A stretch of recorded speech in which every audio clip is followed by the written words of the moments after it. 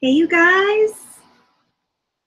Hey, I'm live. I'm hoping the audio is working. I had to reboot a couple of times. So I was just gonna send you guys out a tweet and see if you could hear me. It's hard for me to monitor everything. I'm hoping this is working. So we're in part 2 of a series on our crafting our trauma narrative. And can you tell I'm really horrible at multitasking?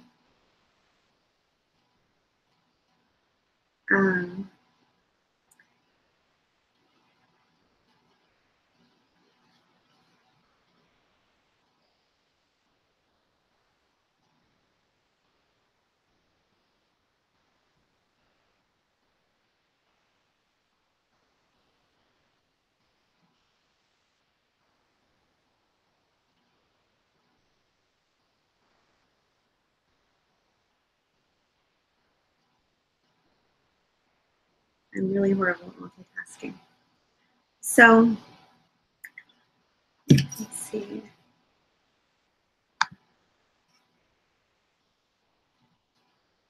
Yay. Hi, Matt.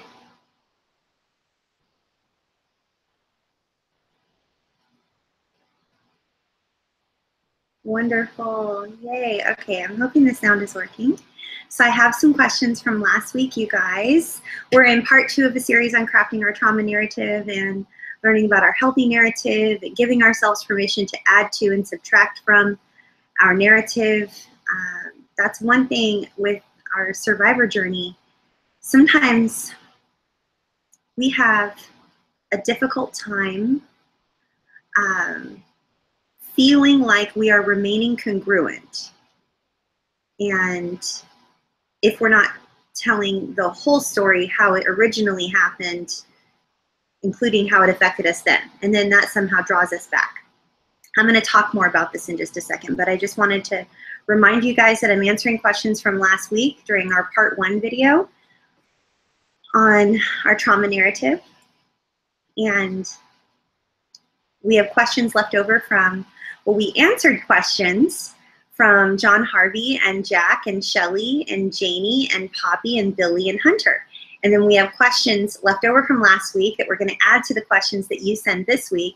We have questions that we're answering tonight from Heroes Don't Wear Capes, Billy, Joey, Katie, Deborah, and Gary, and then another one from Billy. And then one from Jess, also, I believe. Yes. Forgot to put a little star next to that one. And then another one from John Harvey that he sent in tonight. Awesome. Okay. So I want to look at you guys first, and I want to set this up so that you know what we're doing. And then really, really quickly, before we get too far into this, I just want to really quickly, for anybody watching a replay, first of all, if you're here live, thank you for giving this video a thumbs up. Thanks for giving yourselves a thumbs up. And then thank you for sharing this video and for subscribing to this channel and for making sure that you read everything that's over in the chat box and then reading the video description so that you know what it is that we're talking about. So, and then really quickly for anybody on a replay, that's for if you're live. So if you're on a replay, thanks for giving this video a thumbs up if you feel that it's helpful. Welcome to another week of No More Shame Live Q&A for adult survivors of any type of childhood trauma, incest, human trafficking, narcissistic abuse, any type of complex trauma, cult abuse, anyone living with PTSD or CPTSD symptoms. If you're looking to receive support and to share and acquire new, healthier life skills, then you have landed in the right place. This is an excellent place for you. This is not a place for you if you are a cyberbully or if you have nothing better to do than to come to a channel where people are trying to heal from trauma and be a bully. You'll be blocked and you will be put in timeout and you're not welcome here. So go somewhere else. We won't we won't accept any of that here. We won't put up with it, and you'll just be banned completely forever. So tonight's topic, healthy narrative and trauma narrative. That is something that you guys have been curious about and asking about, and we're moving forward in that direction. This is part 2 of a series that we're working on. So thank you for taking the time to read the video description and for reading the public service announcement notes over in the chat box, or maybe it's over here. It's always backwards, I'm not sure. Maybe it's over here. This video, just a reminder that this video is not intended, nor will it ever be intended to be received as a therapeutic service or a diagnosis of any kind. If you need therapy, please seek a qualified, experienced professional. And you guys are the reason that this community is as healing and powerfully transforming as it is. It's because of you guys. You guys show up here every single week. You ask excellent questions. You interact. You support one another. And you cheer me on and tell me not to stop. And sometimes I need to hear those things, you know? So again, these videos are never a substitute for professional health care. I simply openly discuss the research that I have personally conducted over the course of my 17-year healing journey. And some of the topic research that is here on this channel may also be from some of our dedicated volunteers and interns or other community members. So hello, trigger warning. This is going to be very triggering for anyone who has endured any type of trauma or abuse or maltreatment. And if you're in crisis now, please reach out to our friends over at RAINN. That's the Rape, Abuse, Incest National Network at RAINN.org, 1-800-656-HOPE, H-O-P-E. If you prefer to text, you can text our friends and get immediate support via text message from the crisis text line at crisistextline.org, or you can simply text the word START to 741-741. And then our suicide prevention resource, if you are actively suicidal or you have some low-grade suicidal ideation, any type of suicidal ideation, please reach out to our friends over at the Suicide Prevention Lifeline, and that's suicidepreventionlifeline.org, 1-800-273-8255. And if you would please take a moment and tweet out that number. Tweet out 1-800-273-8255. Share it on Facebook. Share it on social media somewhere. Share a meme on Instagram. Just have anybody you know retweet all that information, because you really could save a life. So over in the chat box, whichever side that's on, all you have to do is just touch it, copy it, and paste it, and then it will send it out immediately. Or keep it on your clipboard for anybody that might need support. And you really could save a life. I know that sounds like I'm being overly dramatic, but I'm not. Thanks for being here. And I really want to say thank you to all of our volunteers, especially Matt and Dawn, who moderate every single week, make this weekly live Q&A possible. And then our newest volunteer, Lisa. Please say thank you to Lisa. And thanks, as always, to Jody B., who tweets out memes all day, every day, encouraging people who are struggling. And thanks to Kalisha, who runs Survivor Community over on Instagram. Follow her. Thanks so much to Harriet. She's amazing. She's our virtual assistant that helps us with everything on the YouTube channel and everything that's on the websites, all the content. Heather's a great supporter. Jack does some Storify. Poppy does amazing GIFs, or if you say GIF, that's you. I say GIF. And just all you other volunteers that are just amazing, and you show up every week. So I have a whole bunch more I could say, but I'm gonna move right along and just say thank you.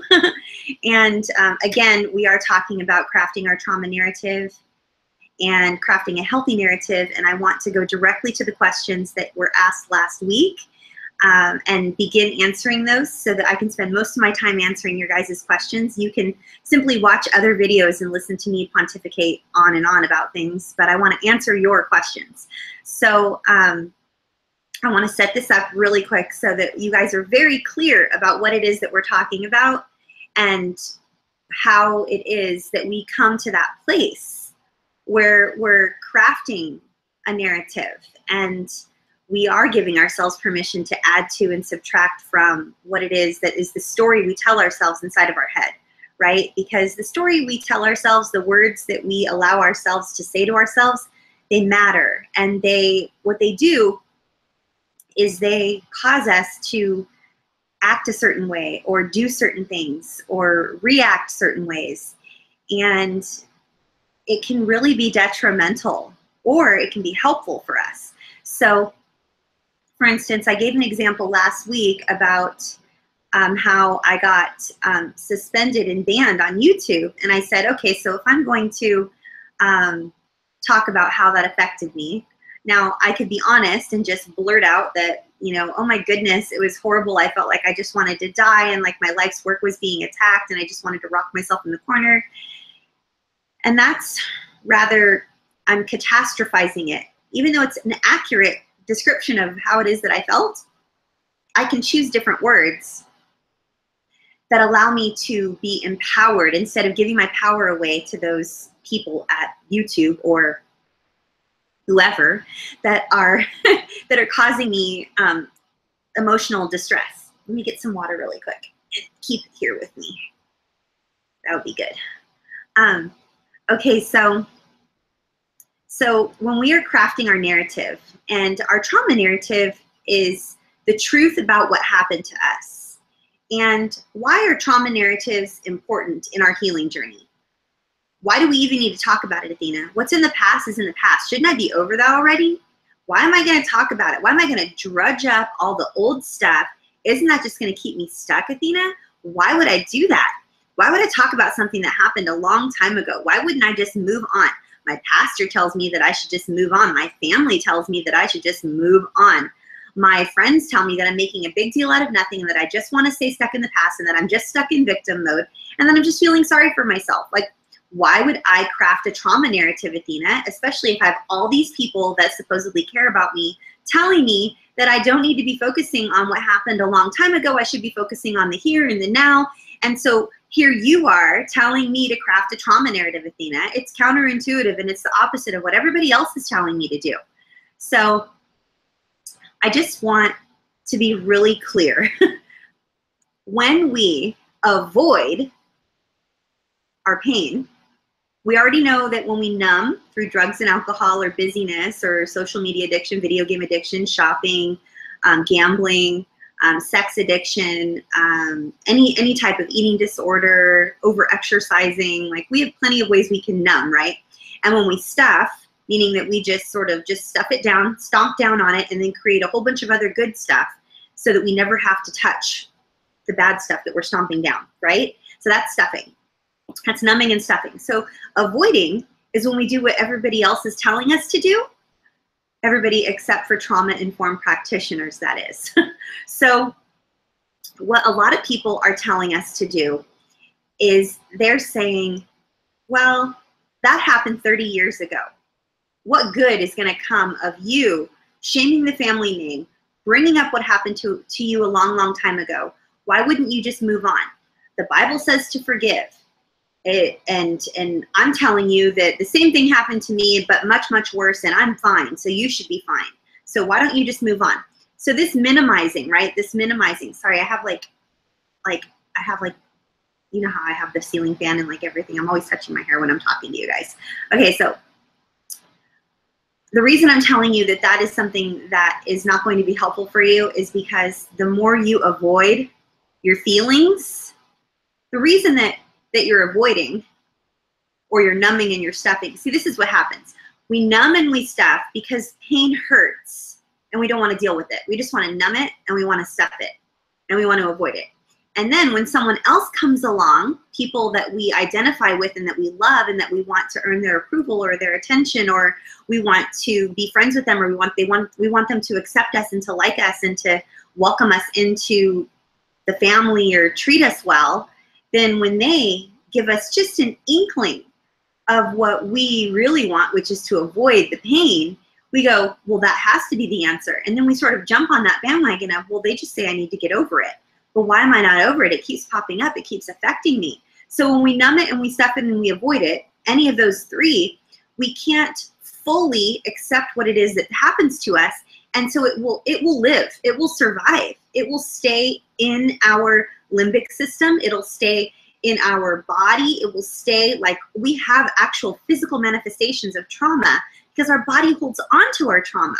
And so until we give that trauma a voice and we acknowledge it and we embrace it and we give it the voice that it never had, then it's going to continue to show up and show up and show up and show up. That's why we can't just move on. Why can't I just be over it by now? That happened a long time ago. We must give it the attention it deserves. We must give it a voice. We must allow it to be what it really is, and that is real. Many of us were told that our trauma wasn't real. Many of us were told that our abuse never happened. Many of us were told that we were never held in a situation where we couldn't get out. Many of us are told by our abusers or our enablers that we're making a big thing out of nothing, and that we're catastrophizing, or that we're exaggerating, or that it's not how we think it is, and we're just making it up, or we're being a drama queen, or we're being a drama king, or whatever it is. People use a lot of different colorful language to skirt the issue because they are heavily vested in us not telling the truth, because that would hold them accountable. People don't like to be held accountable. Abusers don't like to be held accountable. Enablers don't like to be held accountable. And people that are in the family that were on the that are like on the outskirts of it all, they don't want to be held accountable either. They don't even want to hear of anything bad happening, because then they might have to feel something like a little bit of guilt, or like, ooh, I had a feeling that something was happening and I never said anything. Oh my gosh, I'm a horrible person, and that hurts. And so many people, almost everyone, is heavily vested in us never speaking up. And so crafting a trauma narrative is so, so vital. Why? Is it for your neighbor? Is it for your pastor? Is it for your mom or your dad or your spouse or your kids? It might be for your spouse and your kids, because it will affect your spouse and it will affect your children. It will. Your trauma will affect your spouse, and your trauma will affect your children if we don't embrace what is, and we don't give it a voice, and we don't acknowledge it for what it is, and we don't allow it to be real, because it is real. We can't pretend something that's real is fake, because it will keep showing up and going, I'm real. Hello, I'm real. You're pretending I don't exist and I'm real. And anytime we try to move forward in our life and do anything, it's going to keep showing up. And so last week I mentioned the importance of journaling. And the reason journaling is so big, many of you just like groaned into the, here she goes with the journaling thing again. Oh my gosh. So the reason journaling is so big, and if you hate your own handwriting, then totally fine. Like type it, like text, like do the little notes app, like Evernote, Scrivener, like whatever floats your boat, like do that. Find a way to take what is inside and get it out. Take what's inside, get it out. There's a little app on my phone and it's called Quick Voice. And it's like, you guys know that I have arthritis. Like I've told you all about my arthritis. It's pretty nuts actually. And it's not like I have like rheumatoid arthritis. I might like in the future, who knows, but I have arthritis. And so what I have here on my phone is the little red one there. See the little red app over my husband's eye? Quick Voice.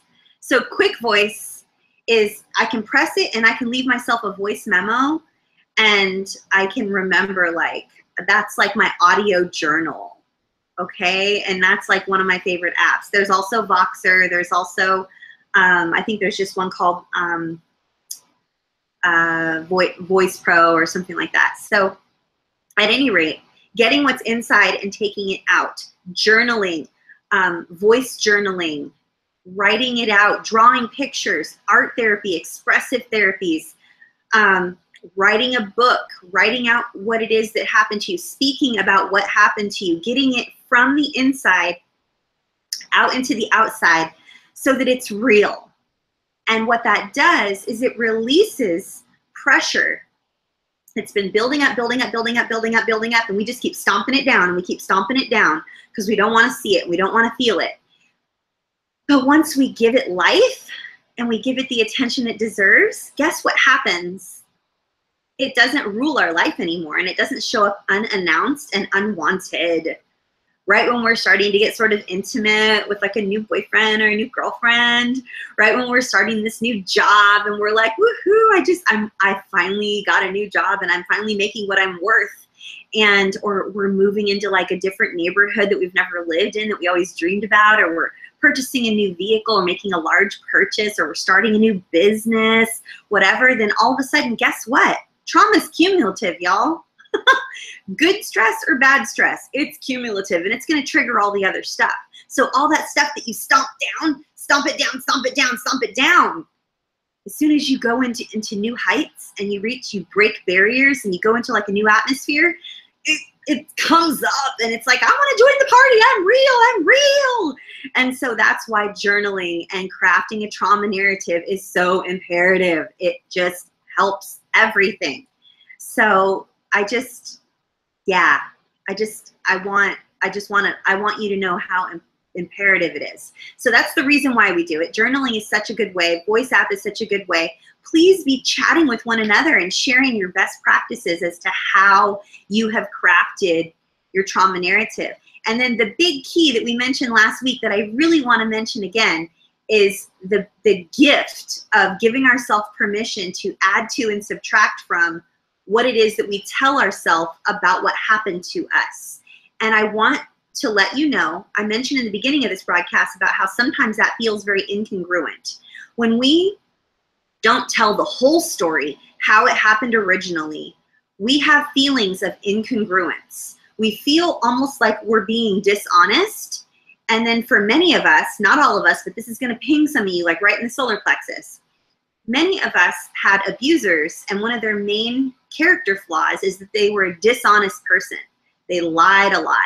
They were dishonest. They lied compulsively. Like if the sky was blue, they would say it was pink. And if they arrived to work at 4 o'clock, they would say they got there at 5. And if they had chicken for dinner, they would say they had steak. And if they had coffee that morning, they would say they had tea. Like they just lied for the sake of lying. And so our black and white thinking, the two polars, right? This one and this one, what that ends up doing in our minds, our child's minds, where the polar opposites are all that exists, the black and white is all that exists, is if we aren't 100% honest, 100% all the time, 100%, then that means that we are just like our abuser. And so what we do is we overshare. We feel the need to tell the whole truth because we just want to make sure we didn't leave anything out so no one can say that we were lying. So no one can say, well, you didn't say that. Well, that's new. You never mentioned that before. And it comes from a place of needing to not be like our abusers. You don't know how many clients are like, Athena, like, I ran into this girlfriend of mine at the drugstore and then she asked me how I was and then I ended up talking to her for like 30 minutes and I told her everything and I don't even know why I did that. But I just didn't want, like, I just wanted to be honest and it's common, you guys. It's not uncommon that this happens with us. We don't want to be anything like our abusers, so we go the whole polar opposite, and we decide that if our abusers were silent and withdrawn and emotionally unavailable, we're going to be forward and loud and gregarious, and we're going to be fully available. We're going to have no boundaries, and we're going to just be 100% available for everyone all the time, and we're going to be the opposite of what our abuser was. But the healthy place is in the scary middle, where we're not liars and we don't overshare. Healthy boundaries are pliable and they're in the middle. They're in the scary middle where we allow the good things to come in and we keep the bad stuff out and we don't feel the need to overshare to every single person that we see because we're safe and solid in our own narrative. Why? Because we crafted it and we know what happened and it's real.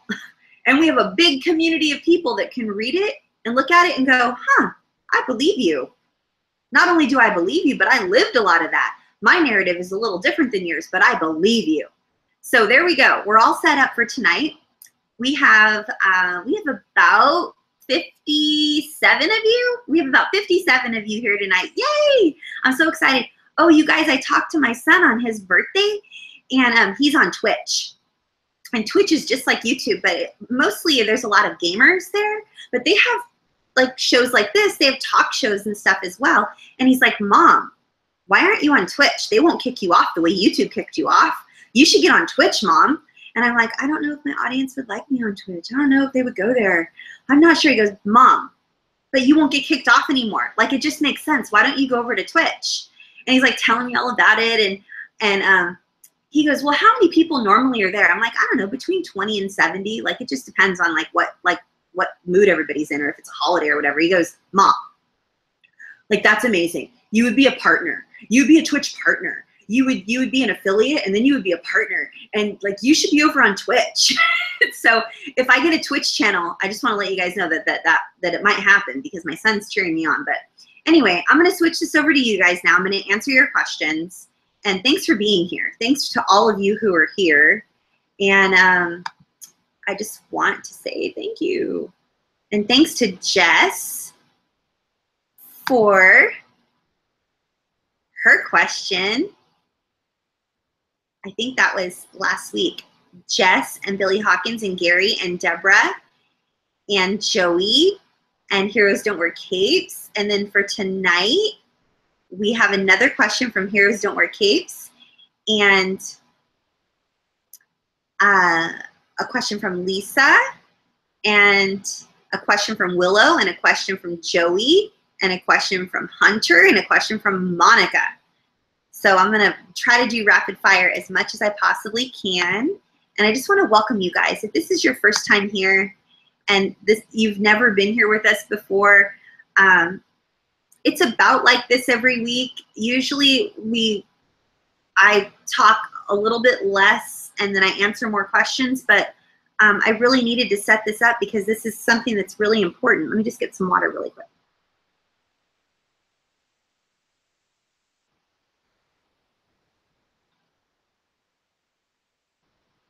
I'm going to try to stay on topic tonight, you guys, which is the trauma narrative.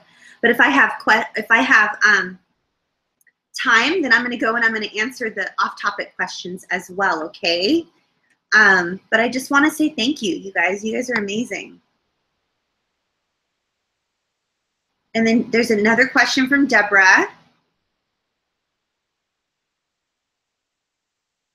So let me see if I can, let me find. Okay, so from last week, Heroes Don't Wear Capes says, so I've been intentionally checking in with myself to create some self-awareness.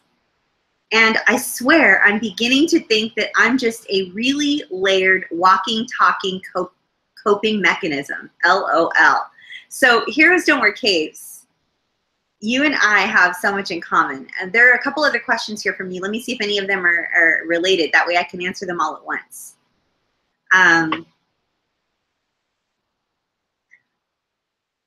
Where did it go? There was another question from you somewhere.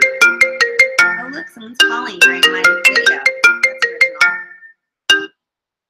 Sorry, guys. Happens. So I know there was another one. Where did it go? Darn it, y'all. I'm so sorry. I know it's here somewhere. Oh, there it is. Does working with our trauma narrative help with obsessive compulsive behaviors?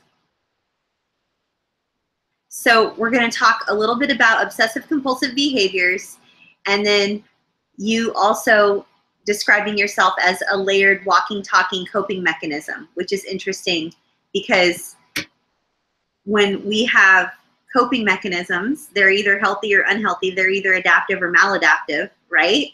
And then sometimes we develop compulsions. So I don't know if I'm going to speak to compulsive behaviors, and I'm not referring to being diagnosed by a licensed medical professional as someone who is living with obsessive compulsive disorder. I'm not a medical professional, and I don't live with obsessive compulsive disorder, although one of my best friends does. And it's real. And I can't speak knowledgeably and lend to that topic in a way that would be informative or helpful because I don't live with it myself. So I'm going to talk about being a walking, talking coping mechanism, and then how crafting our trauma narrative can help with compulsive behaviors. So maladaptive coping strategies are simply those that They are things that helped us cope or stay alive when we were little, and they are just not helpful in our adult life. I often refer to it as like me wearing combat boots and full flak gear to the grocery store. Like in my childhood, I needed to stay alive and I almost died, but I'm not in a situation right now where anyone around me where I live is going to kill me, and yet I'm dressed for combat. So heroes don't wear capes. I have described myself as a walking, talking being with just layers of different coping strategies, adaptive and maladaptive coping strategies.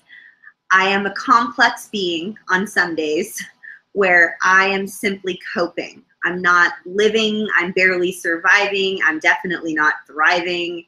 And that is usually after I've been extremely triggered, or I've been contacted by someone in my family of origin who is attempting to manipulate or gaslight me, or shame me for speaking my truth, or complain about me, or make fun of me because I publish books about abuse, and telling, like, or the one lately that really hit me hard, like in the solar plexus, is that I just want to be famous, and I'm lying, pretending that I was abused so I can be famous. Like, how fucking ridiculous is that? Like, seriously.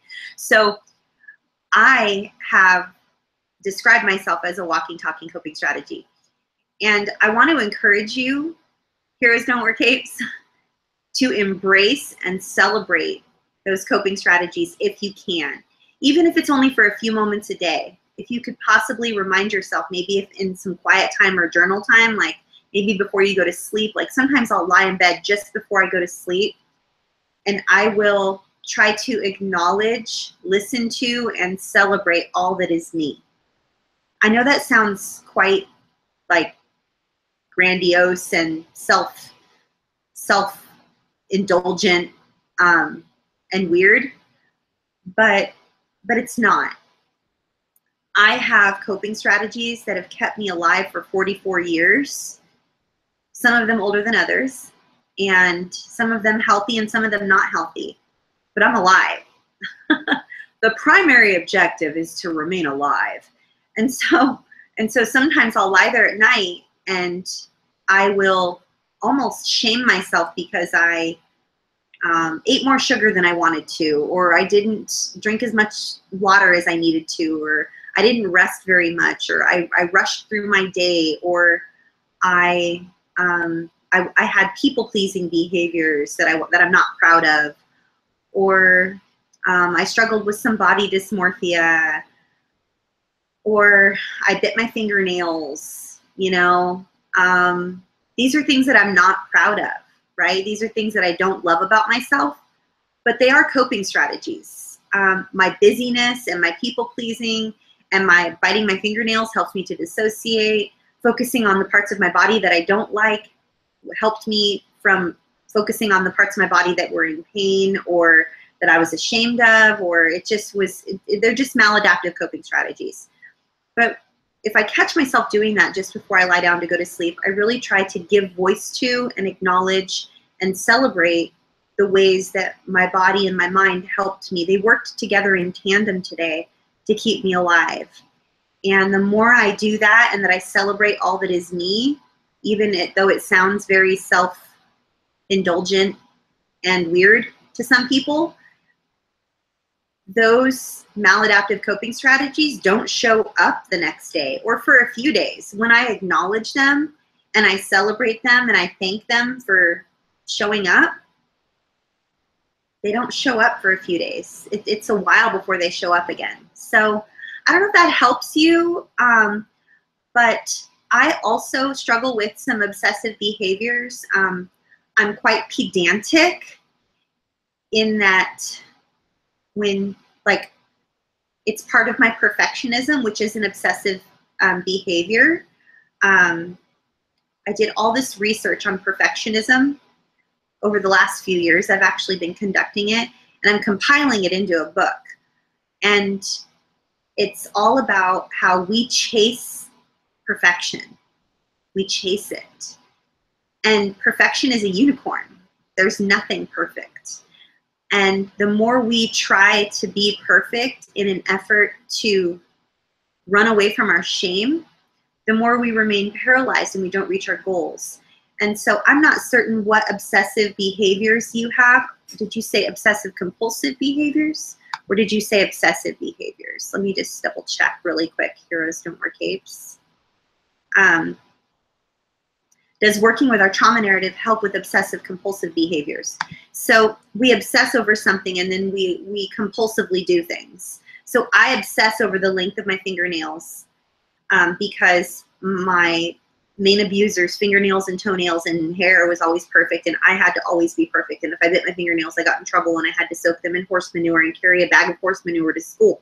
And so I obsess about my fingernails, and then I compulsively bite my fingernails, and it's a way to dissociate, which means I just don't have to be fully present.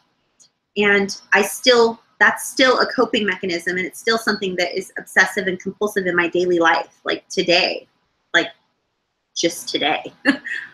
November 6th, 2017.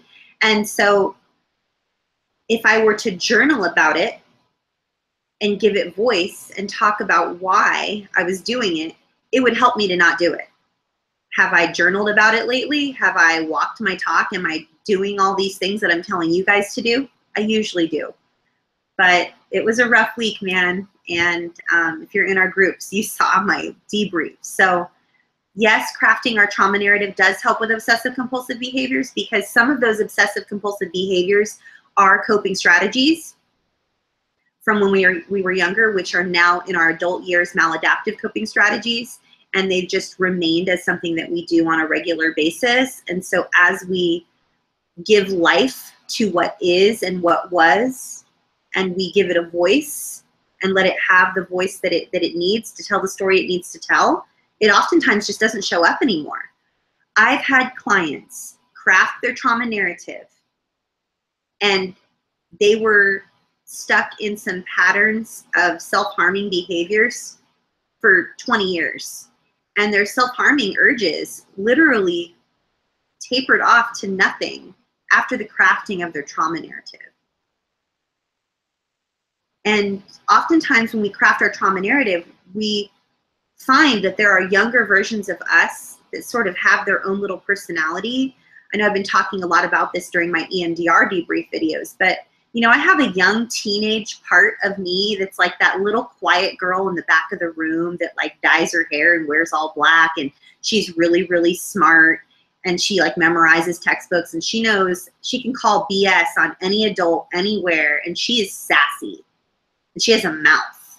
Right? And she's like a teenage part of me. Now, was I ever that girl that was sitting in the back of the room with like my hair dyed black, wearing, you know, the cool clothes and whatever? Like, no, because I was too busy needing to be like a little clone of one of my abusers and trying to like be people pleasing and talking and like thinking that I needed to be like, you know, someone else. And so I never got to sort of embrace that little like smart girl, that little goth girl in the back of the room, right? But I have that part of me that sort of shows up. And then I have a young part of me. And all she ever says is, you don't understand, you don't understand, you don't understand. Like, and she's really, really small and she's terrified. And then I have like a business side of me that's like, she can do anything. Like, she's not afraid of anybody and she can do anything. But then like, here's me, right? And I'm sitting here and I'm making these videos with you guys. If it wasn't for me giving voice to the trauma that I've survived and deciding to heal in public, which is totally humiliating, then I probably would be, you know, still stuck and still struggling on a daily basis. Yes, I still have things that I struggle with. I still bite my fingernails. I still have maladaptive coping strategies. But for the most part, like, you know, 18 hours out of every day, I feel pretty fully functioning and I feel pretty healthy for the most part. Maybe not 18 hours, maybe like 12 hours, maybe 12 hours out of every day, maybe 50% of the time I'm like, you know, feel pretty awesome. But it's because I'm giving voice to that which was and acknowledging it and making sure that it knows that it was, that I know that it was real. Because Many times our truth is denied. Our truth is denied for decades, sometimes for our whole lives. So I hope that was helpful. And, you know, it really does help. We need to give voice to those things. Billy Hawkins says, I'm trying to find a trauma therapist in Melbourne, Australia. I want to work on shame issues, but I find it hard because self-talk is so bad and I sabotage myself. Would I be wasting their time? Oh, Billy. Oh, my goodness. Billy Hawkins, let me look at you. Billy, you're not going to waste their time. No, they work for you. You keep their lights on. And interestingly, if you're living with CPTSD, CPTSD sort of attacks itself. Like, we heal, and then as a part of our healing journey, feeling better is triggering. And so then we sabotage our own healing journey and end up back to where we feel bad again. And so sometimes you have to just break past that. It's almost like lurching forward a little bit. So, you know, self-sabotaging behaviors are quite common with survivors, especially if you're living with CPTSD. Because again, CPTSD sabotages itself. It just does. It's part of the journey. And it's not until you are sabotaging yourself over and over and over and over again, not you, but your trauma. Your trauma is sabotaging itself over and over and over again. It's part of what it does. And until we get past that and we sort of acknowledge it, and we're surrounded by other people that are going through the same thing, and we're with a really good, you know, trauma-informed practitioner, and we're healing in safe community with other people, and we're seeing that they're reflecting back to us the healing that we're, you know, going through. It's not until we do all of those things and put all the pieces together that we really feel and experience the healing. So any one of you that's feeling like you might be wasting anybody's time, you're never wasting anybody's time, I promise you. Please don't stop healing. Please don't give up, because it's really worth it, I promise. And you're gonna get there. It's just gonna take a while longer than you thought it was gonna, you know what I'm saying? And we want it now, right? At least I do. Joey says, I was telling my therapist last session that I want to start writing my story, but I was scared too. And I won't get far. And she told me not to stop and to push through it, because if I stop because of the pain, I will never go back. Is she right? Well, there's two things. Part of it she's right about, and the other part she's not. So she's right to tell you to push through the pain. We never can go over or around or under the pain, right? We have to move through the pain. Because if we go over it or around it or under it, it's going to pop back up because we're not actually fully experiencing. Like, the pain is there, it's an indicator. The pain is an indicator. Feelings are indicators, right? They're just telling us a story. Our pain tells us a story. And remember what I shared with you, how Sonia said to me, if it hurts, it's real, right? And then I added on to that. And if it's real, you're going to heal. So you can't heal from something that never happened. So if you're in pain about something and it's hurting you, then that means it was real. And if you went through something and it hurts and it's real, then you're going to heal. You just have to make sure that you're moving towards healing and not away from it. And the way we move towards healing is by giving voice to that which was, and not avoiding or numbing or stuffing. Right? And that's like the hardest thing in the world. So Joey, don't give up. Definitely continue. Definitely don't give up. But if you do stop, like you pause, it doesn't mean you're never going to come back to it. You must be intentional. If what she meant to say was, healing doesn't happen on accident, Joey. We have to be intentional about healing. So be intentional about writing your truth. Then in that case, she's right. But if she's trying to say, if you pause because you need to, you're never going to come back to it. Push through and re-traumatize yourself. Then that's not true. You know, but I don't know anybody who would say that. She probably means well, and she probably means like, hey, don't give up. She's probably just trying to cheer you on. You know what I'm saying? So I hope that's helpful. Let's see. Katie Lee Katie Lee says, does self-sabotaging, self-sacrificing, and others-focused people-pleasing behavior improve as the narrative becomes healthier? Yes, yes, yes, yes, yes. Will someone tag Katie Lee? It's KATIELEIGH. She might not be here this week because she left this message last week at around like 3:30 in the afternoon, I think. Yeah, like around 3:30 in the afternoon. So yes, when we, now being others-centered and not being self-centered, there's nothing wrong with that. But if we are focused on other people and we have people-pleasing behaviors that are to the detriment of our own mental and emotional well-being, that's not healthy. That's codependent behaviors, and it's toxic, and it's a learned trait. I want to be really, really clear about that. We don't sacrifice ourselves on the altar of other people's needs and wishes and wants and thoughts for fun. We do it because we were expertly trained to do it. And so if someone who is a manipulator or a toxic individual taught us that the only way that we could get love, affection, acceptance, food, time, kindness, anything, was to do whatever they told us to do, or to be psychic and anticipate their expressed and unexpressed wishes, then that's a behavior that's going to follow us through to adulthood. And that's not necessarily a healthy thing if it's to our detriment, right? To the detriment of our own mental and emotional well-being. So as we craft that trauma narrative, and as we speak about what was, and we give it a voice, then we begin to see our adult self feels a little bit more solid and a little bit less wobbly, and we can look at it with fresh eyes, right? And we can go, wow, I did those things. And then we will know, like, the way I'm feeling in my body right now when I'm writing about this, the way I'm feeling in my body right now when I think about doing these things, it doesn't feel right. It doesn't feel congruent. It doesn't feel like it's the healthiest thing for me to do. And so then we move forward and we adjust accordingly. We pivot, right? We talked last week about pivoting. Let me take a drink of water and then I'll be right back.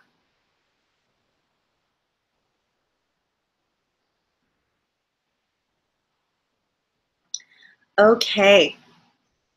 So I hope that was helpful, Katie. It most definitely does help, for sure. We begin to focus less on people-pleasing when we give a voice to what was and we acknowledge our truth. So this question is from Deborah, and Deborah says, how do I create a healthy trauma narrative with those 3 negative core beliefs? Ooh, I think what Deborah's referring to is I am unlovable, I am bad, and I am not worth good things, or I'm not worth any, I don't deserve to receive good things. Okay, and if those are your 3 core beliefs, the way to craft a healthy trauma narrative is a good old-fashioned, it's almost so simple that you're going to roll your eyes and be irritated with me, but I'm going to say it anyway, the way that I tackled it, because I have those 3 core beliefs and it's really hard to overcome them. You got to draw the line down the middle of the paper. You have to write your core beliefs out, and then you have to find the opposite that feels in your body like it's something that's healthy for you. Does that help? Does that help you, Deborah? I want to know. I want to know if that helps you. Let me see here. Drawing that line down the middle of the paper and challenging those things is hard to do, but it works. And, you know, there is a journey, there is a path that each of us are on, and we are not all on the same path. Everybody's recovery journey is different, but there are a few core principles that must be interwoven into everyone's journey, and that is acknowledging what was, giving it a voice, grieving, feeling the pain that is associated with not having what we wished we had. Anything that you wish was different.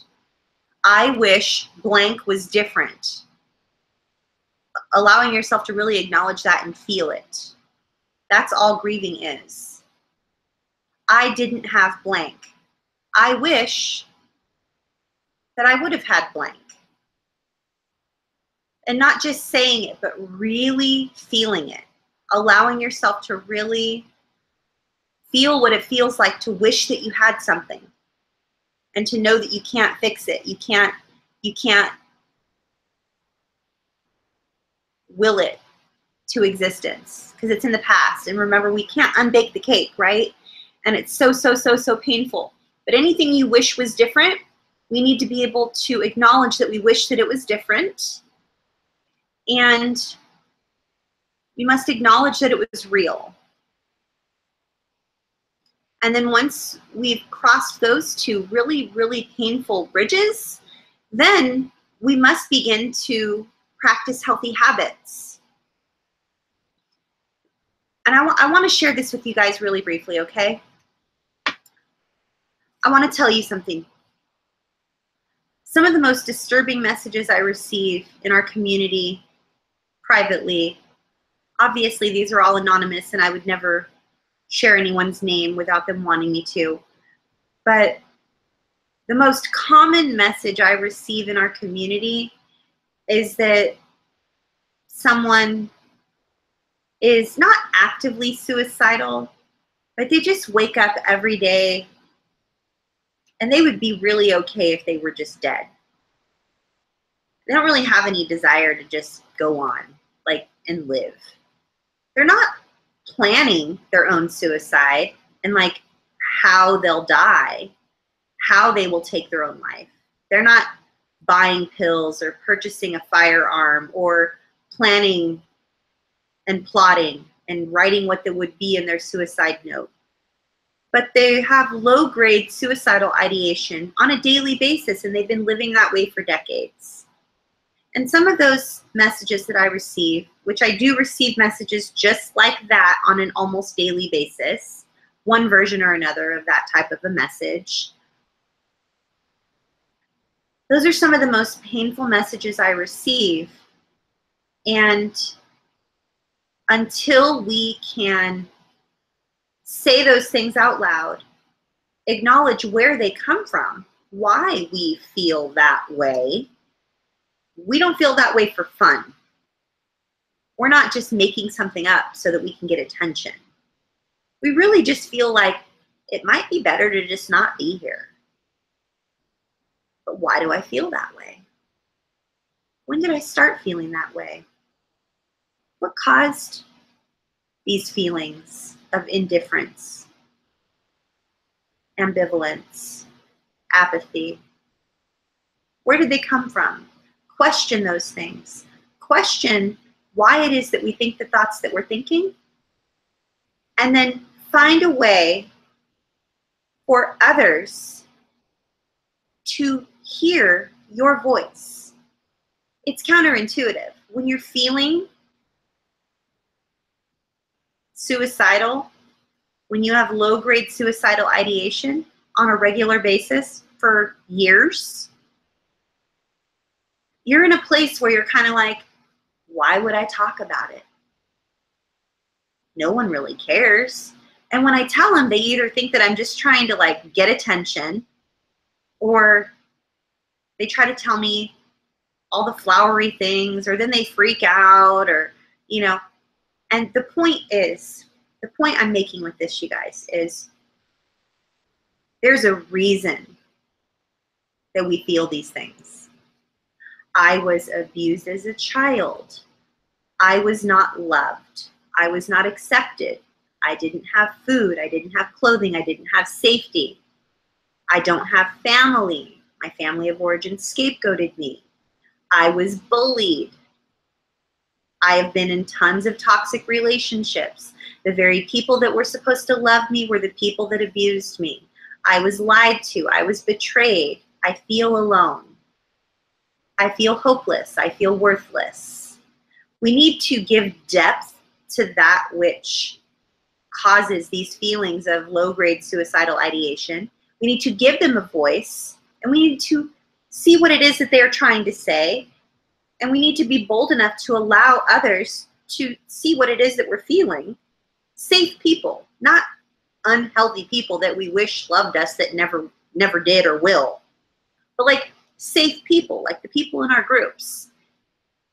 And something transformational happens when we do that, because we are acknowledged for who we are. We are living, breathing beings, and we have pain.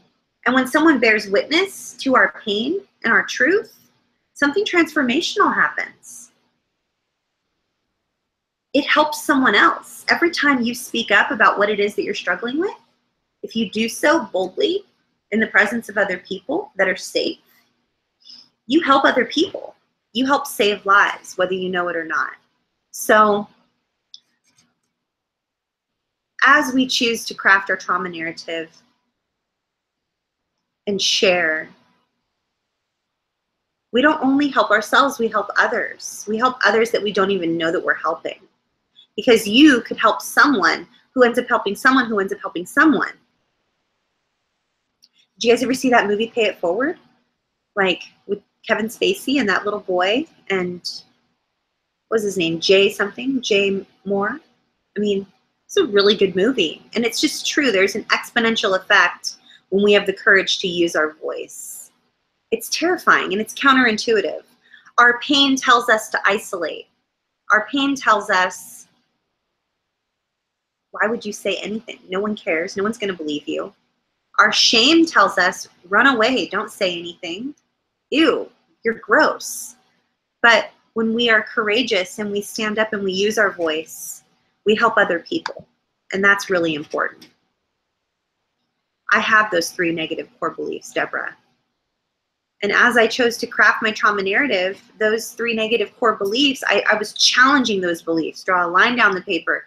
And I built a case against those core beliefs. All the things that prove that I am worthy of good things. All the things that prove that I am not bad. All the things that prove that I'm not unlovable. All the things that prove that I'm not unwanted. That I should have never been born. You know, I had to build a case. And the evidence was stronger over here than it was on my negative beliefs. And it really helped. I believe that it could help a lot of people. Gary says, when I'm triggered, I sometimes take my negative narrative that was forced onto me by my abusers, and then I use it to dig up and heal parts of my mind. How useful is doing this? Well, I would say it's very useful if it's helping you. I think I understand what you're saying, Gary.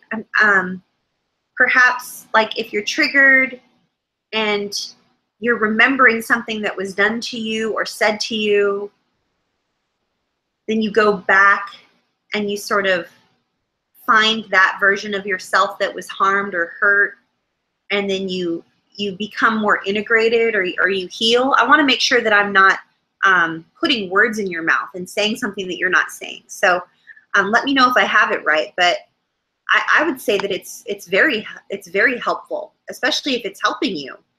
And if it's helping you heal parts of your mind, oh my goodness, I would say that it's most definitely helpful. As long as you're not triggering yourself on purpose.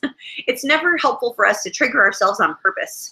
Like, allow yourself the peace. If peace is with you and peace is not escaping you, then please, please, please allow yourself to experience that peace. Don't ever trigger yourself on purpose, which I don't think you ever would.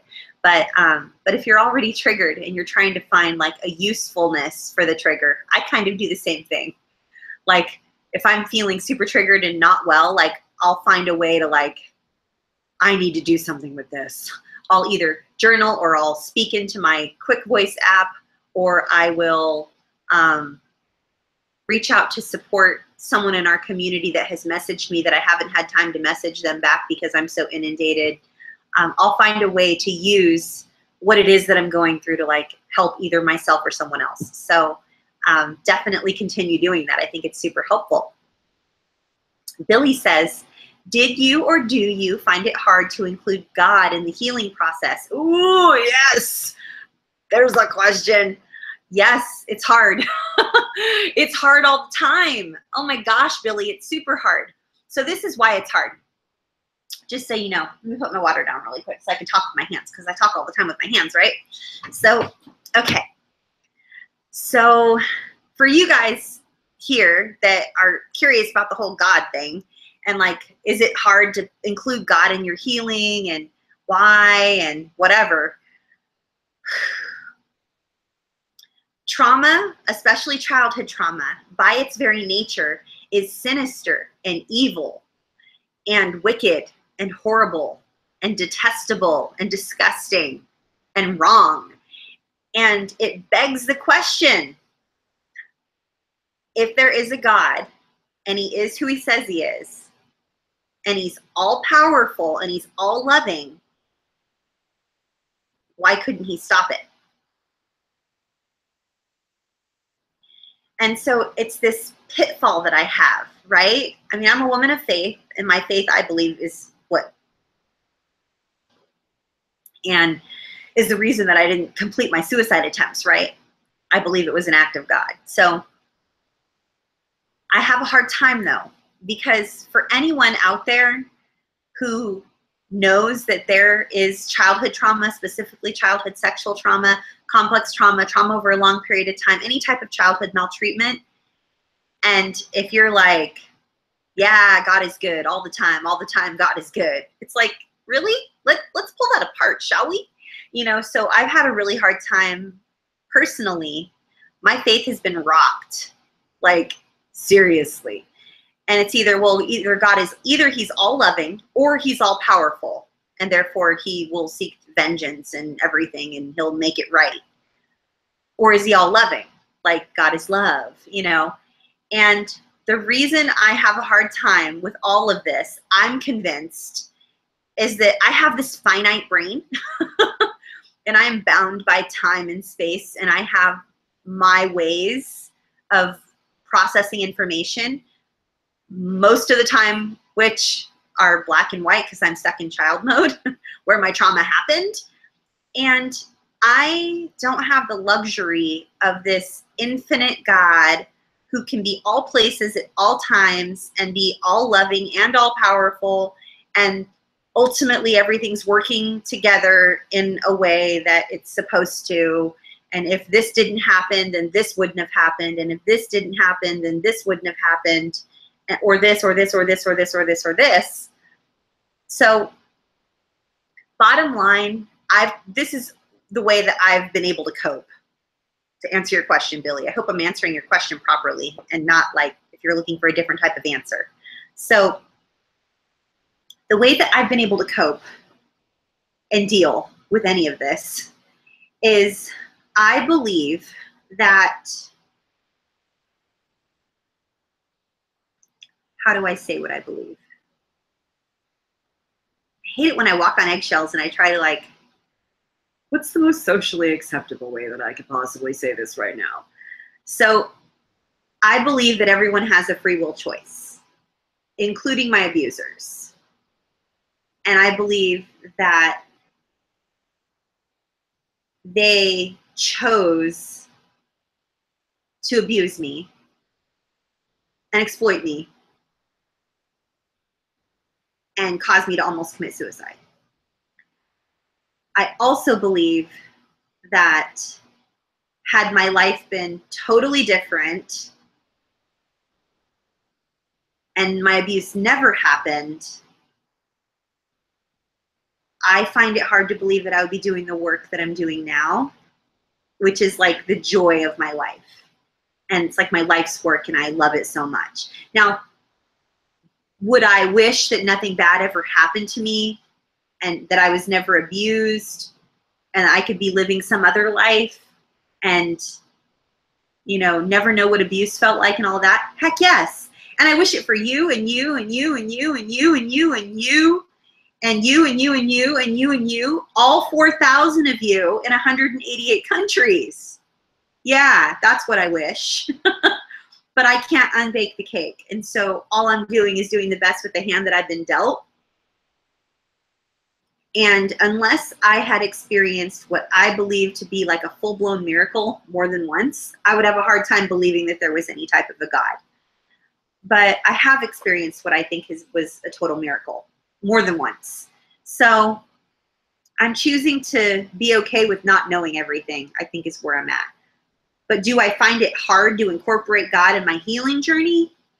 Yes, I do. First of all, actually not first of all, because I've been talking and pontificating on this point for about 5 minutes or 10. So lastly, I'll say this. A huge percentage of you watching this video found me because you were abused in the church. There are people out there saying that they're, they love God and they know God and they are, they're God followers, they're Jesus followers, and yet they practice religious abuse, cult abuse, other types of abuse while pretending to be Christians and going to church every Sunday or preaching a message every Sunday or leading a youth group every week, all while they were doing other horrible things. And those are the ones that I am disgusted by and make healing so difficult in this community. Because that's not what happened to me. I was abused by really evil, gross people who said they were Catholic, but they never went to church. And they had holy statues everywhere with holy water and all kinds of little lace things that go in your hair and these little Bibles that aren't really Bibles. They're called missals, and then like palm leaves and like rosary beads and but they never went to church. And so I have clients who were sexually abused in the church while they were at youth group. I have a problem with all of that. It's very messy. And there's no delineation of what is right and what is wrong, what's okay, what's not okay. All I know is I'm here and I love being here and I'm going to continue to be here. And if however many thousands of us there are on this YouTube channel in over 180 countries, if every single one of us believes in a different God, and we love this person, or we love this person, or we practice this faith or that faith, or we identify with this gender or that gender, this sexual preference, that sexual orientation, whatever it is, I'm going to continue to show up, and I'm going to continue to be here for every single one of you, because I believe that we have all been brought together for a reason, and I'm going to make something good come out of this shit that I've been given. So I'm a woman of faith and I believe in God and I pray for our whole community on a daily basis, but I still struggle with the whole God thing and incorporating my faith in my recovery and all of that, because there are still days when I don't feel like God is good. And honestly, you guys, honestly, I think he can handle that. I think the God that I believe in can handle the fact that I'm just not sure on some days. And I'm angry on other days, and I'm ambivalent on other days, and I'm just not okay on most days with all of it. And that I'm hobbling along as best as I can, helping as many people as I can along the way. So yes, it's hard, it's difficult, it's horrible, it's painful, and I hate it, but I'm gonna continue to do it. No matter what any of you guys believe or love or care about or want or need or whatever, I'm just going to continue doing me. And if you guys continue showing up, then cool. It's a party, but I'm going to just continue doing what I'm doing. But yes, it's hard. It's very hard. It's beyond hard. Billy Hawkins says, thank you, Athena, for answering my questions. You're welcome. Jess says, hi, Jess.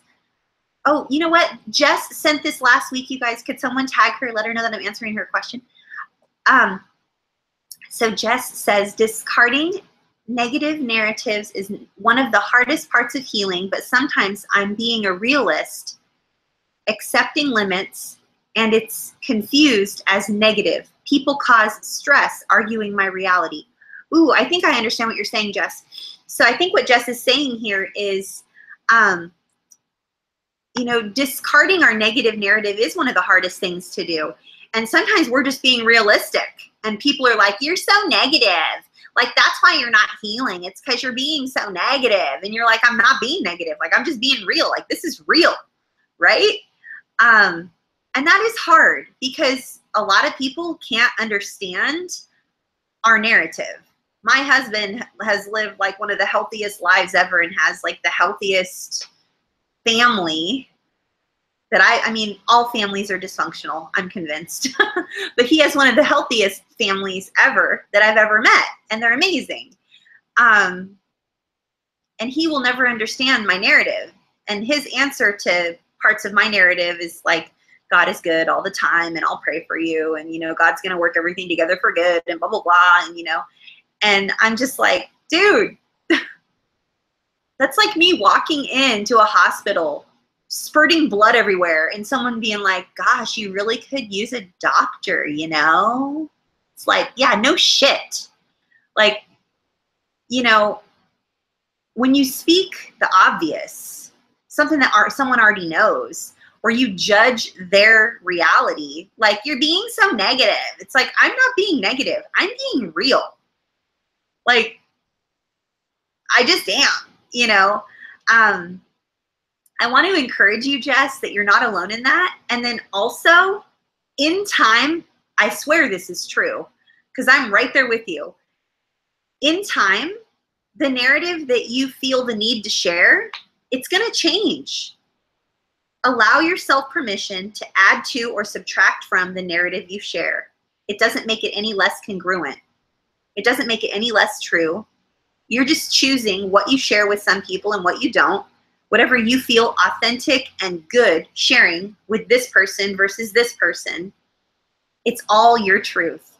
And what you choose to share is going to change over time. So my narrative, I've been in a place where you're describing. And lately, just since this new wave of EMDR, like, I don't know. It's not that I'm more positive in my narrative.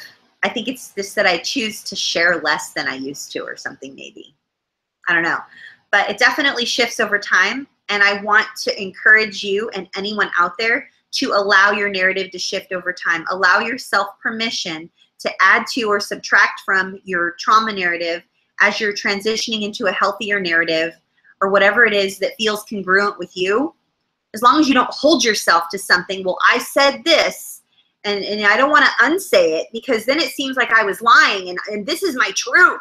You know, it doesn't have to be that way. So if something is shifting in you, I want to encourage all of us that the pain is just as real if we talk about it a lot or if we don't mention it. Your pain is just as real. What happened still happened. And we just end up choosing to share more or less at one time or another. So I just want you to know that that's okay, no matter what. John Harvey says, and by the way, Jess, I hope that you're here today, and if you're not, that's totally cool, but, you know, let me know if that answer is helpful for you or not. I really want to know, you guys, if my answers are helpful or not. So John Harvey says, how do you stabilize yourself when your negative narrative is in control of you? This is so hard. So here you are, and you're like, trauma, trauma, trauma, trauma, trauma. This is my trauma, trauma, trauma. This is my truth. And it's so traumatizing. And it feels like you are sort of in a negative spiral. This is that part where journaling really comes in key, you guys. And I'm going to lose half of you right now, because you're going to roll your eyes. There's going to be this collective sigh when I mention journaling, because everybody hates it that every practitioner talks about journaling. But it's because something magical happens when you write down what happened to you, or you type it out, or you do what I was sharing with you, like you use the app and you talk into it and you talk about what it is that happened to you. And then you challenge anything that you don't want to be feeling anymore. I'm feeling this way because these things happened, and this is affecting me in the following ways. and I feel this way. And not only do I feel this way, but I feel this way, and this way, and give it 3 layers. Like, remember Richard Granite was talking about emotional intelligence and emotional literacy, rather? And that's important, giving our feelings and our descriptors depth. And then anything that you don't want to be feeling, that is not a good feeling, then let's challenge it. And let's at least give it a voice. Give it the voice that it never had. And we'll challenge it. And we'll find ways to intentionally shift our daily behaviors so that we're feeling that way less. And it happens over a period of time. And your question is one that it really deserves almost like an entire hour in itself, because that's why we're doing a series on crafting our trauma narrative and trauma narrative versus a healthy narrative. Because over the course of this series that we're doing for several hours on the YouTube channel here, we're going to really be able to grasp, and each person's going to be able to pluck the tools that they like, or yeah, that was helpful what she said about that. And I liked that part. I didn't really care for that. I've tried that and it didn't work for me before. But I do want to try these things, and then I'm going to try this and this. And I like what she said about drawing the line and then challenging those negative beliefs and disproving those negative beliefs that I have about myself. That's actually very helpful. And I've never tried talking into an app before. I've only tried journaling, and I hate my handwriting. So I think I'm going to download that app and see what I'm saying. Like, each person through the course of this series here on this channel, they're going to find what works for them in their recovery journey. They're going to approach it intentionally and hopefully passionately, and chase after their health, chase after their mental health, because you guys deserve it. You guys deserve to be mentally and emotionally well. And the more we chase after our mental and emotional well-being, the healthier we're going to feel, and our relationships are going to be healthier. So that was an excellent question, John Harvey. Maya says, hi, Athena, how do you know when you're ready to let go of the trauma? I don't know that I've ever met anybody that's ready to just let go of it, right? Like, it's something we move through, and it's almost like it's a fluid motion. And I know, Maya, for instance, I know you're an artist. So, for instance, the word you used, how do you know when you're ready to let go of the trauma? And so, like, if you're working on a piece of art, like, I'm not sure what your favorite medium is to use, but let's say you used oils or acrylics, and you add to and you add to and you add to, right? Or you change, or you pivot, or you use different colors, or maybe you do mixed media. I don't think there's ever a point in which you're just like, I don't know that there's ever a point when you're ready to just let go of it completely. And I really want to be clear when I say this, Maya, okay? The reason why I'm saying I don't think there's ever a time when we ever just let go, because it's who we are, like, deep down. It's something that really did happen. And so if we run from it in order to get away from it, then it will continue to show up. But if we're running towards it and we're feeling all of our feelings, and we're allowing ourselves to grieve, we're allowing ourselves to think about and feel, I wish this was different, and we allow our whole body to experience what it feels like to wish something would have been different, then I would say we don't live with our trauma full time, and that it's not something that we spend a lot of time thinking about or talking about. But it's sort of like always there. It's kind of just like on the shelf, maybe. It's not the main focus of our lives anymore. It's sort of in the peripheral, and it's something that used to be but no longer is, but it's definitely been acknowledged and given a voice. And it's also something that has helped us to help other people, and it's something we sort of draw from. This is a good example, Maya. I was extremely heartbroken and devastated when my son left for the military. Empty nesting took over my life. I didn't know how people dealt with the fact that their kids were gone. And then to make things worse, whenever I would leave the house, every time I left my house to this day, when I leave my house, I'll go somewhere, whether it's the gas station or to the market or to the drugstore or like wherever, Starbucks, like anywhere. And the first question people ask me is, how's Jordan? How's your son? And it's like, I don't really know how he's doing. Like, I don't see him. We talk like once a year and we text and we see each other when we see each other and we keep up on social media, and I'm just not an active part of his life. He's married. You know what I mean? Like, I'm not that mom that's like, you better text me, you better call me, like what's going on? And like, I try to allow him to initiate the relationship with me. I'm getting to a point here, Maya, I swear I am. So for a really long time, for about the first 5 years, maybe even 5.5 years after he left, it was hard for me. I would really brace myself when I would leave the house and be like, I hope nobody asks me about my son. Like, I don't have any answers, right? And then over the past 1.5 years or so, like once I made peace with the fact that he's married and everything's good, and I made sure that his and my relationship are okay. Like just this past June, he came here and we scattered my dad's ashes, and we had a meeting, and we got together, and you know, it was hard. It was hard for quite some time for me. Hi, honey. My husband's getting home. He's like trying to sneak. I'm live right now. If you want to come say hi, you can. Otherwise, I'm just going to be working. So what I'm getting at, Maya, is like, I'm not ever going to be done with the whole, like, it was hard for me when my son left for the military thing, but it doesn't control my thoughts and my emotions or my behaviors anymore, because I allowed myself to really feel it and process it. And I actually brought it with me to EMDR. I actually talked with Sonia about it and shared with her how painful it was. And once I reprocessed that memory, and she actually was like, you know, wow, that was like, that would be painful for anyone. And just the way that it all sort of went down, and how like anytime I go anywhere, it's like the first thing people ask me, you know. So I never just sort of like let it go, but it doesn't dominate my every thought or my actions anymore. And I think it's because I gave it the attention and the voice that it deserved. And I've gotten to know you pretty well over the years, Maya, and I believe that I see you giving what happened in your life the voice that it deserves.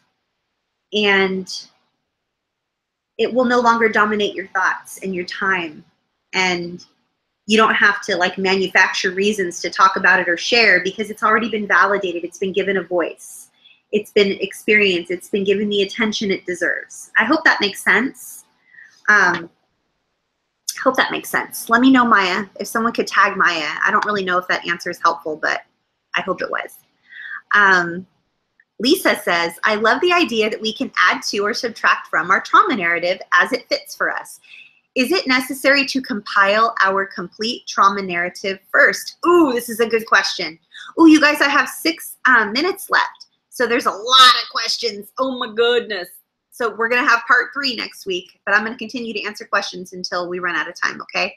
So Lisa, I know you asked your question like probably an hour ago. So if someone could let Lisa know I'm answering her question. So it is not necessary for us to, so good question, by the way, but like the thing about trauma is that there's no timeline that's nice and pretty and linear. Trauma is not linear, right? And healing is not linear.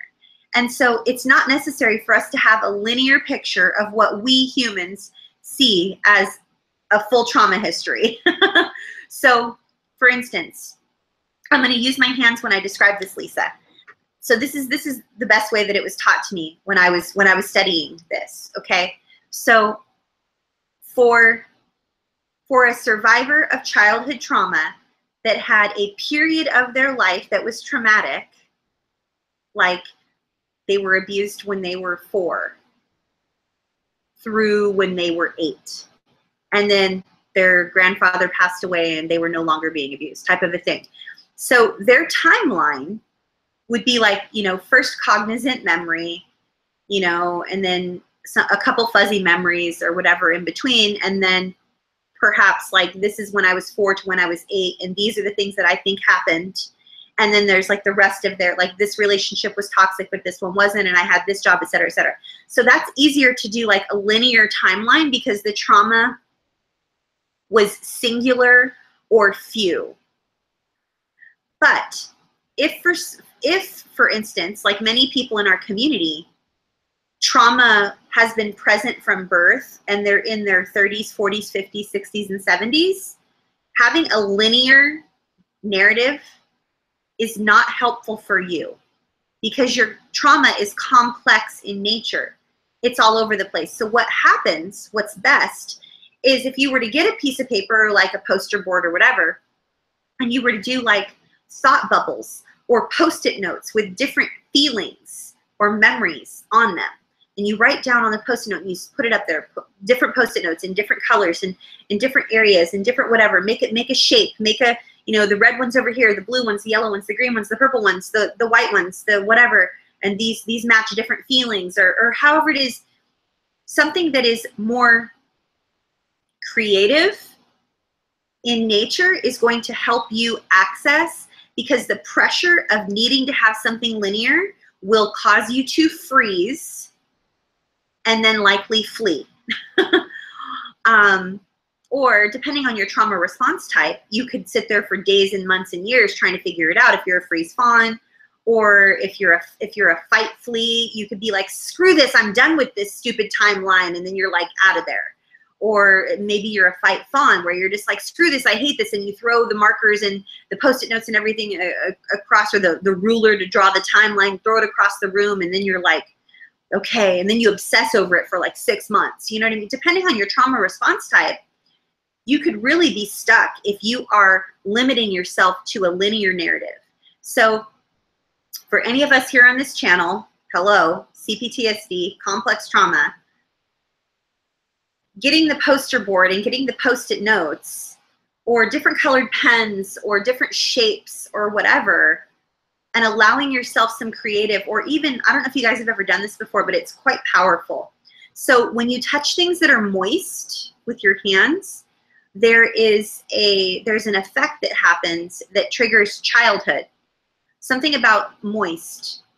It does something to our I believe it's our limbic system. Is it our limbic system or is it our basal ganglia?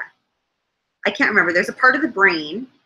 There's part of our neurological makeup that causes us to revert back to younger parts, younger thinking, when we touch things that are moist. So if you ever have the opportunity to participate in like an art type workshop, not necessarily by someone who's an art therapist, so they have to be a professional, like maybe it's something you just do yourself, and you get like the finger paints that you can get at the drugstore, or like a poster board from like the CVS or for Walmart, and you know, allow yourself to really feel the things that you're feeling.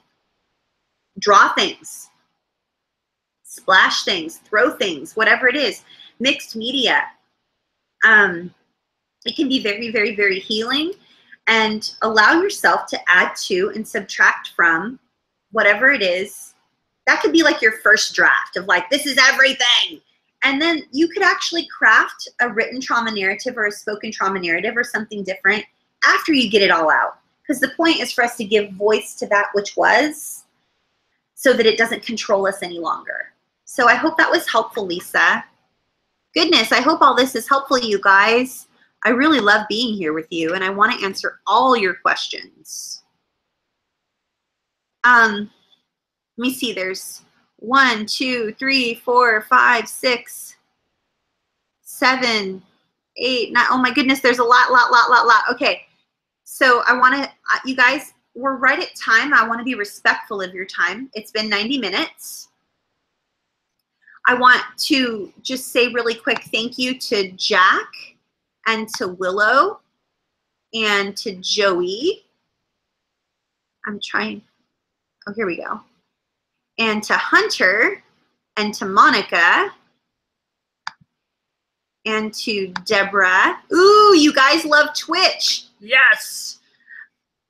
So my son's really cheering me on to do that, you guys. So I need to know if you guys will all abandon me if I go to Twitch. And then I want to say thank you to Shannon and to Billy and to JW Suicides and to Lou, Pretty Lou, and Billy and Kira and Angela and to Sarah. And I just want to say thank you to you guys. I'm going to answer your questions at the beginning of the video next week after I do the public service announcements and set up what it is that we're talking about. So I'm sorry if you're upset that your question didn't get answered. We're limited to time, and I like to give everybody the attention and the time that they deserve.